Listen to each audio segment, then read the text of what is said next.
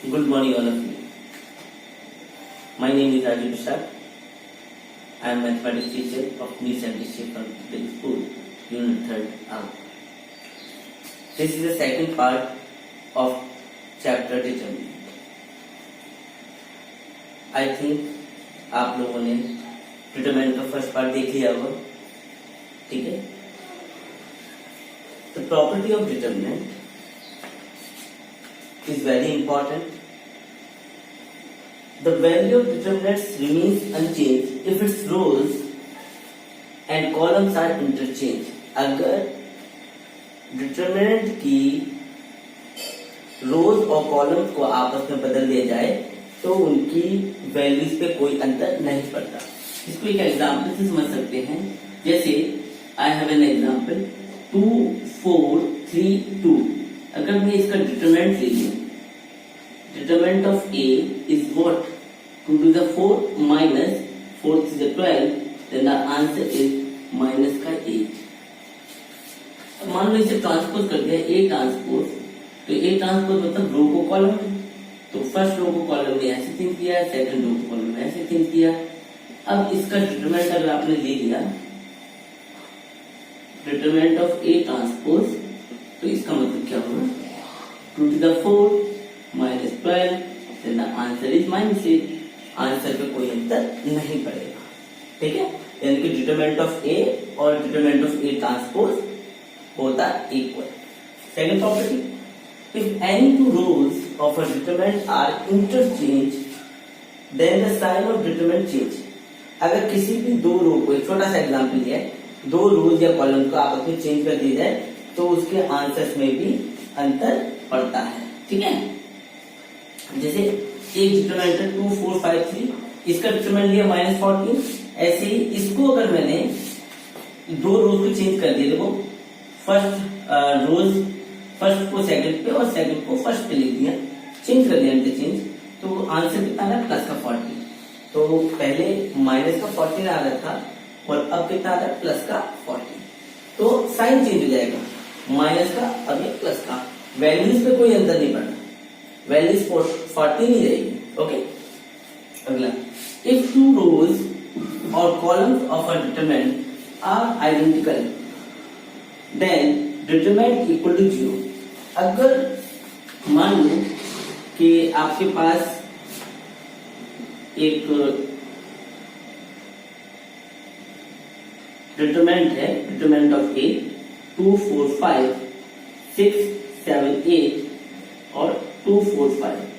तो वह here R1 rows identical, R1 rows, R1 and R3 are identical. दो identical है, इसका मतलब इसकी डिटरमिनेंट की वैल्यू कितनी होगी? Determinant of A 0. ठीक है? प्रपोर्शनल भी है तब भी उसकी value 0. If each of the rows or columns of determinant is multiplied by a constant k, then its value get multiplied by k. अगर किसी भी डिटरमिनेंट में अगर किसी कांस्टेंट से मल्टीप्लाई आप कर देते हैं तो जितनी उस डिटरमिनेंट की वैल्यू आने वाली होती है उसकी k टाइम्स हो जाता है. अगर k का मल्टीप्लाई करें k टाइम्स, जैसे 2 का मल्टीप्लाई करें तो 2 टाइम्स, 5 का मल्टीप्लाई कर देते हैं 5 टाइम्स. इसको एक एग्जांपल से समझ सकते हैं. जैसे डिटरमिनेंट ऑफ ए, एक मैंने वैल्यू दे दी सिंपल सी 2 3 1 2, ठीक है?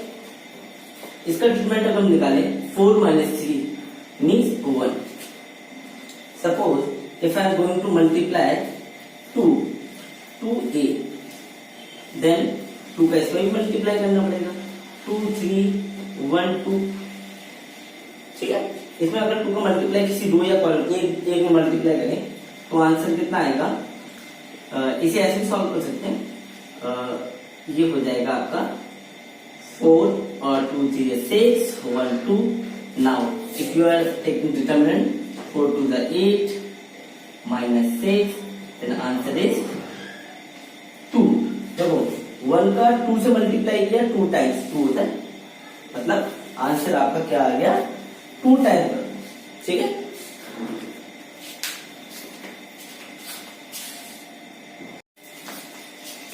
प्रॉपर्टी नंबर 5, अगर आपको इस तरह से मैट्रिक्स दी है, इस तरह से डिटरमिनेंट दिया हुआ है A1 plus lambda 1, A2 plus lambda 2, A3 plus lambda 3, मतलब किसी भी रो या कॉलम में सम ऑफ मैट्रिक्स दिया हुआ है तो उसे आप ब्रेक करके इस तरह से लिख सकते हैं।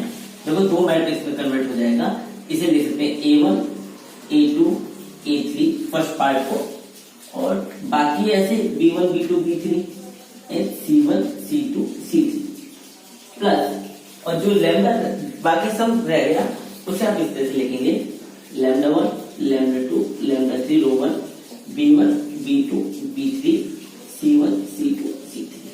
ओके, इस तरह से आप डिटरमिनेंट को आप इस तरह से कन्वर्ट कर सकते हैं। अब ये देखिए, अगर इस प्रॉपर्टी नंबर 6 इस तरह से कोई डिटरमिनेंट दिया है और आप किसी रो या कॉलम में k का मल्टीप्लाई करके किसी भी रो के साथ ऐड करें तो value of determinant value unchange, value change नहीं होती है। तो देखें कैसे, अगर मान लो ये इस तरह से लिखा जाए A1 प्लस k का मल्टीप्लाई करते हैं, ठीक है, k C1, A2 plus k C2 और A3 प्लस k C3, तो डिटरमिनेंट की वैल्यू पर C1 C2 C3, देखो मैंने क्या किया, रो 3 में k का मल्टीप्लाई किया और रो 1 के साथ ऐड कर दिया, तो इससे क्या हुआ कि determinant of k, determinant of this matrix will not change. Okay, property number 7, that's very important for your 1 marks. अगर किसी डिटरमिनेंट का किसी k से मल्टीप्लाई करके डिटरमिनेंट निकालो, या k की power n determinant of a, दोनों वैल्यू सेम होती है। इसको एक देख लेते हैं एग्जांपल। जैसे मान लो एक एग्जांपल A मैट्रिक्स है हमारा 3 2 2 3 का डिटरमिनेंट ऑफ a कितना होगा, डिटरमिनेंट ऑफ a हो जाएगा 9 माइनस 4, यानी कि 5। मान लो 3a निकालते हैं, 3a का यानी 3a जब आपने निकाला तो कितना आ जाएगा, 3a 3 9 3 2 6 3 2 6 3 3 9। 3a का डिटरमिनेंट अगर हम इसका निकालें 9 9 81 माइनस 3 3 36, सब्ट्रैक्ट करें 11 में 6 5 और यहाँ 7 में 6 45, ठीक है। तो डिटरमिनेंट ऑफ 3a और k की power n, determinant of a k की पावर n मतलब 3 की पावर n 2/2 की matrix, 2 into determinant of a कितना था 5, तो 9 इंटू 5 45। तो आप अगर इसे ध्यान से देखें तो हम इस कंक्लूजन पर पहुंच गए कि 3a का डिटरमिनेंट जो है वो 3 की power 2 into determinant of a के बराबर। तो इससे हमारा ये वाला कंक्लूजन जो है वो प्रूव होता है, ठीक है। ये कंक्लूजन समझ में आया, that's very important.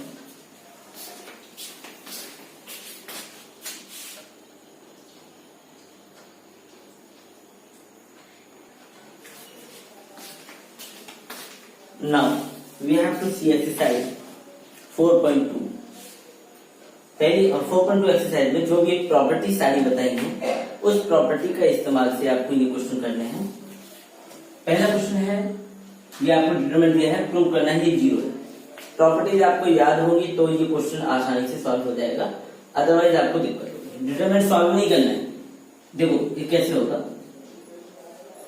x y z a b c, देखो यहाँ पे सम ऑफ कॉलम आपको दिया हुआ है, तो इसको आपको कैसे ब्रेक कर सकते हो, इसे आप ऐसे लिख सकते हो। तो कभी मैंने जस्ट थोड़ी देर पहले ही बताई थी property, x y z a b c, तो कन्वर्ट कर दिया। तो इस अगर इस डिटरमिनेंट में देखें तो यहां पर column 1 and column 3 are identical, ठीक है। सिमिलरली इसमें अगर देखें तो इसमें column 2 and column 3 are identical. ठीक है, तो इस आर आइडेंटिकल, कोई भी दो रोज या दो कॉलम आइडेंटिकल होती हैं तो उस डिटरमिनेंट की वैल्यू 0, तो मतलब 0 + 0 आंसर इज 0, आर। ठीक है, सिमिलरली इस क्वेश्चन को अगर हम देखें 1 1 1 BC CA AB और आपकी ये दिया हुआ, इसको भी इसी तरह से ब्रेक कर लेंगे, मल्टीप्लाई करते हैं। पहले देखो सॉल्व देखते हैं, इसको मल्टीप्लाई कर देते हैं 1 1 1 BC CA AB, मल्टीप्लाई करें तो आपको मिलेगा AB + AC, यहां मिलेगा BC + AB, यहां मिलेगा CA + BC मिलेगा। अब देखो ये इसे अलग अलग अगर हम करते भी हैं तब भी कोई अंतर नहीं पड़ता, लेकिन एक तरीका और है। अगर मैं C3 में हम क्या करें, C2 + C3 कर दें। C3 में हम क्या करें, कॉलम 3 में हम कॉलम 2 और कॉलम 3 को ऐड कर दें तो हमारे पास क्या मिलेगा, देखो 1 1 1 कॉलम 2 में कुछ नहीं किया है काम हमने, CA AB, लेकिन इसमें हम ऐड कर रहे हैं, तो ध्यान से देखना AB + BC + CA, AB + BC + CA और AB + BC + CA, तीनों में से यही आएगा। अब देखो क्या काम के लिए ले सकता है, AB + BC + CA कॉमन ले लें तो हमारे पास बनेगा 1 1 1 BC CA AB और यहां मिलेगा 1 1 1। ठीक है, और देखो यहां पे C1 and C3 are identical. ठीक है, तो इसकी वैल्यू 0 होगी, AB + BC + CA into 0, nothing but 0, are has prove. ठीक है, इस तरह के क्वेश्चन आपके 4.2 एक्सरसाइज में है। ठीक है, एक दो क्वेश्चन और देखते हैं।